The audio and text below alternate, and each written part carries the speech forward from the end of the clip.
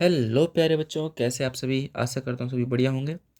आज हम पढ़ने जा रहे हैं इंग्लिश ग्रामर में हम बेसिक्स पढ़ेंगे। हालांकि आपको पता होगा वो बेसिक, पर एक बार ओवरव्यू कर लेना, रिवीजन हो जाएगा आपका। तो इंग्लिश ग्रामर हम स्टार्ट करने वाले हैं। तो हम कुछ भी न्यूज़ पढ़ें, आर्टिकल पढ़ें, अपनी इंग्लिश की किताब पढ़ें, एसएसटी पढ़ें, कुछ भी पढ़ें, हमारी सारी बुक्स इंग्लिश में है। तो इंग्लिश हमको बहुत अच्छे से आनी चाहिए। इंग्लिश की हमको समझ होनी चाहिए। तो इंग्लिश की समझ अब होगी कैसे? इंग्लिश की समझ के लिए आपको, अब हर कोई ये बोलता है कि रीडिंग करो, रीडिंग करो, जितनी रीडिंग करोगे उतनी अच्छी इंग्लिश होएगी। लेकिन मेरा पर्सपेक्टिव ये है कि रीडिंग तो हाँ सही बात है, रीडिंग करने से इंग्लिश अच्छी होगी।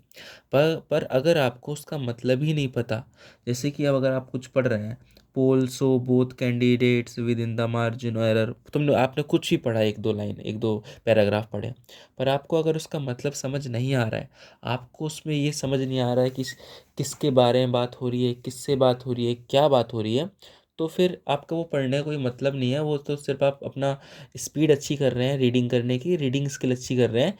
इंग्लिश की स्किल जो होती है समझने की, अंडरस्टैंड करने की, जो लैंग्वेज होती है, वो आपकी अच्छी नहीं हो रही है। तो हम बेसिक से स्टार्ट कर रहे हैं।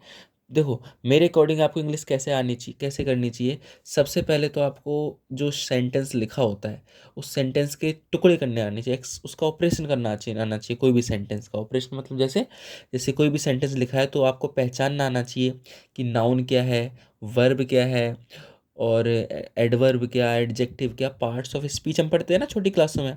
तो पार्ट ऑफ स्पीच हमको पता होना चाहिए कि जो सेंटेंस लिखा है हमारा 5-6 वर्डों का, 5-6 हमारे मतलब जो भी लिखे हैं, तो उस हर एक वर्ड का मतलब क्या है। जैसे राम, राम तो हमारा सब्जेक्ट होता है, सब्जेक्ट नाउन होता है, ऑब्जेक्ट क्या होता है, हमको ये सारी बातें पता होना चाहिए। और उसके साथ में सबसे मोस्ट इम्पॉर्टेंट, ये सारी बातें पता होना चाहिए, नंबर 1। और पॉइंट नंबर 2, कि आपको इंग्लिश की वर्ब्स याद होने चाहिए। वर्ब्स, अगर आपको वर्ब्स अच्छे से याद हैं और आपको सेंटेंस के पार्ट्स पहचानने आते हैं, ये दो काम आपको इंग्लिश बहुत अच्छे से स्टार्टिंग करा देंगे। और तीसरा काम, वोकेबलरी। अगर आपको वोकेबलरी भी अच्छे से आती है तो आप इंग्लिश में फिर बहुत ही अच्छे हो जाएंगे। तो आज हम स्टार्ट करते हैं। पहले आपको थोड़ा इंट्रोडक्शन दे देते हैं कि इंग्लिश में क्या क्या चीज़ें होती हैं। तो हम इंग्लिश है क्या वैसे? इंग्लिश सिंपली अगर हम बोले, है तो एक लैंग्वेज ही, भाषा ही है। सीखना ही तो है, आराम से सीख लेंगे। बस दिमाग अपना शांत रखना, पेशेंस बनाए रखना। चलो स्टार्ट करते हैं। देखो, इंग्लिश है क्या? इंग्लिश है एक लैंग्वेज। क्या है? एक लैंग्वेज है। इंग्लिश है तो एक लैंग्वेज, एक भाषा है। वो भाषा, कोई भी भाषा जो है, सिर्फ इंग्लिश छोड़ो, कोई भी जो भाषा है वो कैसे बनती है? वो वर्ड्स से मिलके बनती है। वर्ड्स, छोटे छोटे वर्ड्स होते हैं, उनसे मिलके कोई भी लैंग्वेज बनती है। जैसे अगर हिंदी में अगर बोलूँ मैं खेल रहा हूँ, मैं खेल रहा हूँ, मैंने 4 वर्ड बोले, 4 शब्द बोले, तो एक सेंटेंस बना ना, एक पैर, एक तुम्हारे आपका। तो ऐसी कोई भी लैंग्वेज हम कुछ ही बोलते हैं, वो वर्ड्स वर्ड्स मिलके बनती है। और वर्ड्स के कोई हर एक वर्ड का मतलब होता है। मैंने बोला मैं मतलब मैं, खेलना कुछ काम होता है ना। तो हर वर्ड का मतलब होता है। तो हर वर्ड का क्या होता है? एक पार्ट होता है। इंग्लिश में क्या कहते हैं उसका मतलब? पार्ट। तो हर जो भी हम बोलते हैं उसके टुकड़े करे जाएं तो उसी को कहते हैं पार्ट ऑफ स्पीच। ठीक है। तो मैं कुछ पार्ट ऑफ स्पीच यहाँ पे लिखता हूँ, वो आपको लर्न होनी चाहिए। नंबर 1 होती है आपकी नाउन। नंबर 2 होता है आपका प्रोनाउन। अभी ज़्यादा दिमाग नहीं लगाना है, अभी जितना मैं बता रहा हूँ उतना बस सुनते जाओ, लिखते जाओ, याद करते जाओ। अगली वीडियो से आपको बहुत अच्छे से समझ आने लगेगा। एक होता है नाउन, एक होता है प्रो नाउन, थर्ड होता है आपका वर्ब, फोर्थ होता है आपका एडवर्ब, फिफ्थ होता है आपका एडजेक्टिव, और सिक्स्थ होता है हमारा प्रीपोजिशन। प्रीपोजिशन हम डिटेल में पढ़ेंगे, ये सारी चीज़ें क्या क्या हैं ये। और होता है हमारा कंजक्शन। और एक होता है हमारा 8वें नंबर पे इंटरजेक्शन। इंटरजेक्शन, ये कोई भी इंग्लिश लिखा होता है ना, सेंटेंस, पैराग्राफ, उसमें ये 8 में कुछ ना कुछ होता ही है। बिना इनके सेंटेंस नहीं बन सकता। ठीक है। कुछ भी नहीं बोल सकते भाई, ये मतलब टुकड़े हैं।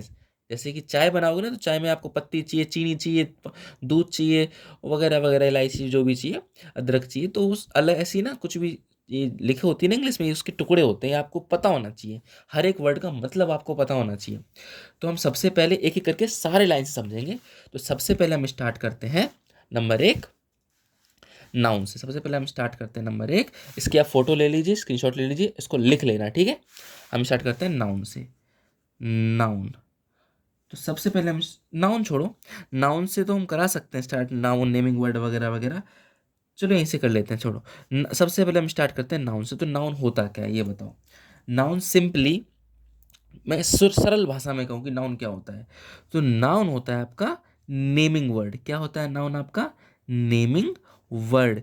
जिस भी चीज को आप बुला सकते हैं वो आपका नाउन है। पंखा, पेन, टीवी और फ्रिज, बाल, खाल, कॉपी, पेन, कागज वगैरह, कुछ भी, ठीक है। जिस भी चीज़ का आप नाम ले सकते हो, दिल्ली, कलकत्ता, मुंबई, ठीक है। ईमानदारी, बेईमानी है तो किस कुछ क्वालिटी ही, मतलब नाम ही, जिस जिस भी चीज़ को आप बुला सको वो आपका नाउन होता है। आपको रट लेना है इस बात को। जैसे कि मैं एग्जांपल लिख दूं आपकी, इसके पार्ट वार्ट नहीं समझ रहे हैं हम, बस ये समझ लो हर एक वर्ड का मतलब क्या होता है। नाउन, नाउन का मतलब, नाउन आपका नेमिंग वर्ड होता है। जैसे मैं बोलूँ रोहन, मोहन, प्रियांशु, या प्रिया ही लिख देते हैं, प्रिया, और टाइगर, दिल्ली, तो ये सारा क्या है? कुछ सब कुछ ना कुछ वर्ड है, ये सारे क्या है? नाउन है। ईटीसी, ऐसे बहुत सारे वर्ड्स होते हैं। उसके ये देखो, पहला समझ लिया आपने। अब प्रोनाउन समझते हैं। सेकंड, सेकंड हम समझते हैं, लाइन से ही चलेंगे सारे। अब समझते हैं प्रोनाउन क्या होता है। नाउन समझ आ गया ना, अब प्रोनाउन समझो। प्रो, बाकी हम इनको डिटेल में पढ़ेंगे इनके खुद के चैप्टर में। प्रोनाउन क्या होता है? प्रोनाउन होता है आपका जो नाउन की जगह ले ले, जो रिप्लेस कर दे नाउन को, रिप्लेसेस अ नाउन। प्रोनाउन क्या होता है? जो नाउन को क्या कर दे? रिप्लेस कर दे जो नाउन को, उसे प्रोनाउन कहते हैं। जैसे बच्चे खेल रहे हैं, हम क्या बोलेंगे? रोहन खेल रहा है।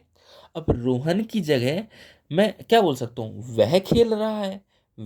जैसे कि वह, जैसे रानी लिख रही है, हम बोल सकते हैं वह लिख रही है। तो रानी को वह ने बदल दिया ना, रानी लिख रही है, वह लिख रही है। दोनों बातों का मतलब तो सेम है, बस दोनों बातों में हमने सब नाउन की जगह, नाम की जगह प्रोनाउन यूज कर लिया है। अभी डिटेल पढ़ेंगे, वैसे इतना समझ आना चाहिए आपको।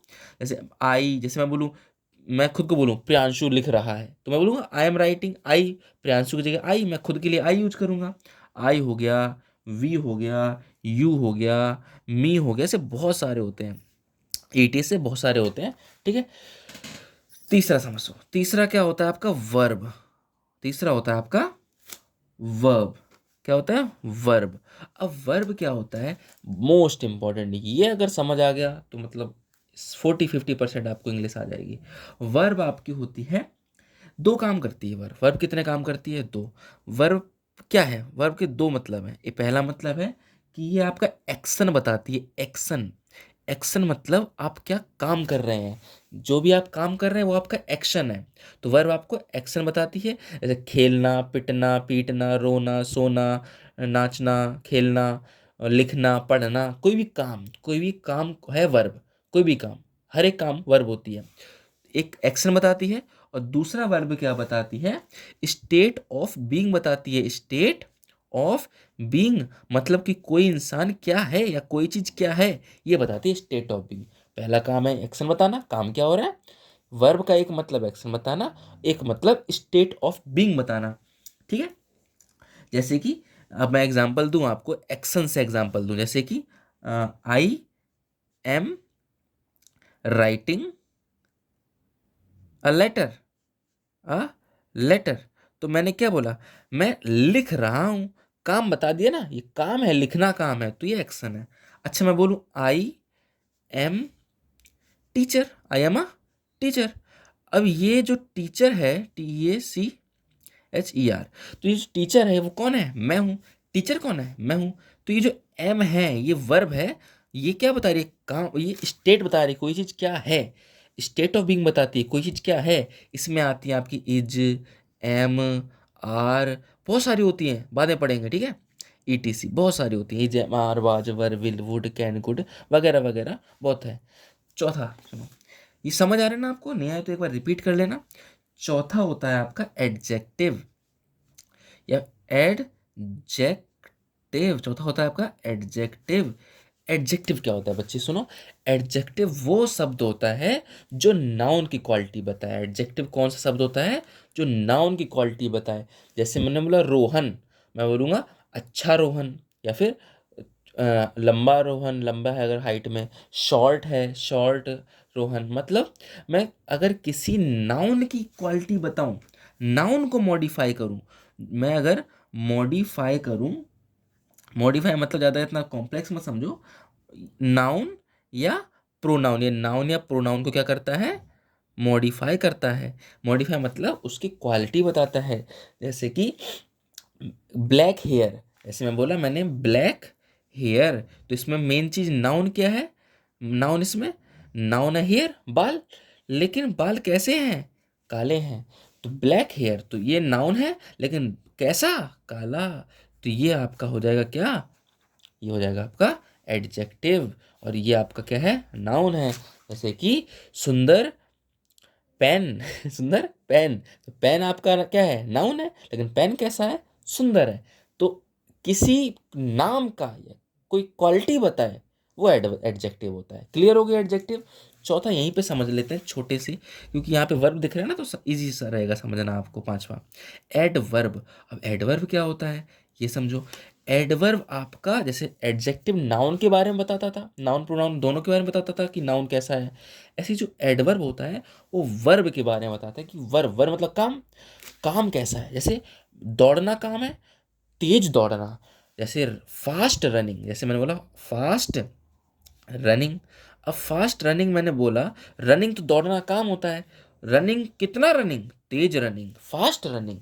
तो काम, वर्ब, काम को जो मॉडिफाई करे, काम की जो क्वालिटी बताए, उसको कहते हैं एडवर्ब। सब्जेक्ट की क्वालिटी जो, सॉरी, नाउन प्रोनाउन की क्वालिटी बताए उसे एडजेक्टिव कहते हैं, और काम की क्वालिटी बताए, वर्ब की क्वालिटी बताए, वर्ब की, उसे एडवर्ब कहते हैं। लेकिन एडवर्ब से इतना नहीं होता काम की क्वालिटी बताए, इसका और भी होता है थोड़ा सा, समझ आया तो ठीक, नहीं तो कोई बात नहीं, आप इतना याद रख लो कि वर्ब की क्वालिटी बताए, काम की जो क्वालिटी बताए वो एडवर्ब होता है। जैसे कि मैं तेज दौड़ रहा हूँ, तो काम क्या है, दौड़ना, कैसा, तेज दौड़ रहा हूँ। ठीक है। मैं अच्छा लिख रहा हूँ, काम क्या है, लिखना, कैसा लिख रहा हूँ, अच्छा लिख रहा हूँ। ठीक है। ऐसे अभी धीरे धीरे समझेंगे। तो इसके एक बार वो क्या कहते हैं बता देता हूँ कि ये आपका मॉडिफाई करता है, आपका जो एडवर्ब होता है वो आपका मॉडिफाई करता है। बस लिख लो, समझ आए तो ठीक, नहीं है तो धीरे धीरे चैप्टर पढ़ेंगे तो समझ लेंगे, और लिख लो। एडवर्ब किससे मॉडिफाई करता है, एडवर्ब आपका वर्ब को मॉडिफाई करता है, आपका एडजेक्टिव को भी मॉडिफाई करता है। एडजेक्टिव, एडजेक्टिव बताऊंगा कैसे करता है। और एड खुद को तो करता है, ये खुद को भी मॉडिफाई कर लेता है। एडवर्ब खुद को भी मॉडिफाई कर लेता है, एडजेक्टिव को भी बदल देता है, और वर्ब को भी क्वालिटी बताता है, तीनों की क्वालिटियाँ बता देता है। ठीक है। धीरे धीरे एग्जाम्पल लेके समझेंगे। जैसे कि अगर आपको एक एग्जाम्पल देके मैं समझाना चाहूँ तो एक एग्जाम्पल ले लेते हैं। जैसे कि ही ड्राइव्स केयरफुली, केयरफुली। तो मुझे एक बताओ इसमें किसके बारे में बात हो रही है, ही। तो ही क्या है आपका, प्रोनाउन है, प्रोनाउन है ना। ही शी इट नेम, वैसे यहाँ राम नाम लिखा होता तो भी चल जाता, राम ड्राइव्स केयरफुली, राम की जगह ही लिख दिया। ये प्रोनाउन है। काम क्या हो रहा है, गाड़ी चलाना, ड्राइव। तो ये क्या है, वर्ब है। ये क्या है, नाउन है।